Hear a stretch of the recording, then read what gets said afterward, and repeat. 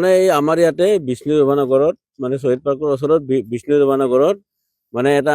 হাতী ওলাইছে মানে আমাক খবৰটো দিলে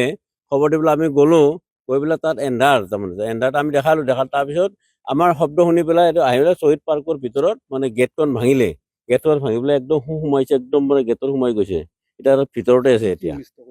হা অনিষ্ট মানে ইয়াৰ শ্বহীদ পাৰ্কৰ যিখন গেট আছে গেটখন ভাঙিছে তাৰমানে তালা মাৰা আছিলে